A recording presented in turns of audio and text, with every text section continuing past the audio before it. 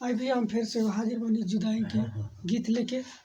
ये अच्छा लगे तो ज़्यादा से ज़्यादा शेयर करें और कमेंट करके ज़रूर बताएं गाना कैसा लगा। हो सके तो हमारा चैनल के सब्सक्राइब करें। हो शादी के सगीरा के साल भइल बारे, हो अभिले पिया सखी बाहर बारे। हो शादी के सगीरा के साल भइल बारे, हो अभिले पिया सखी बाहर बारे। आइल न संदेशवा कोनो न बाटे पता, हो आइल न संदेशवा बना कोनो पता। दुख में पिया बड़े हमके बुझाता, दुख में पिया बड़े हमके बुझाता। हो दुख में पिया बड़े हमके बुझाता, दुख में पिया बड़े हमके बुझाता।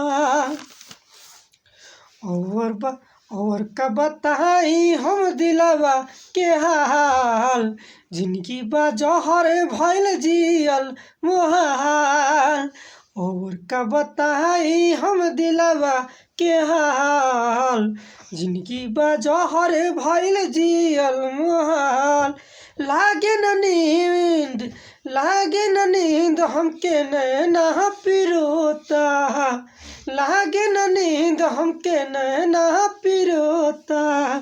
दुख में पिया बड़े हमके बुझाता, दुख में पिया बड़े हमके बुझाता। हो शादी के सगीरा के साल भइल बारे, हो अभिले पिया सखी बाहर बारे। शादी के सगीरा के साल भइल बारे, हो अभिले पिया सखी बाहर बारे। आइल न संदेशवा बना कोनो पता, हो आइल न संदेशवा बना कोनो पता। दुख में पिया बड़े हमके बुझाता, दुख में पिया बड़े हमके बुझाता। गाना कैसा लगल कमेंट करके जरूर बताएं। हो सके तो हमारे चैनल को सब्सक्राइब करें और ज़्यादा से ज़्यादा शेयर करें। कमेंट करके जरूर बताएं गाना कैसन बा। बिल्कुल ही नया धुन बा, जे सिंगर लोग के गावे के बा वो जल्दी से जल्दी गा ली। और गाए से पहले राइटर में हमार नाम समीर संवरिया जरूर दी।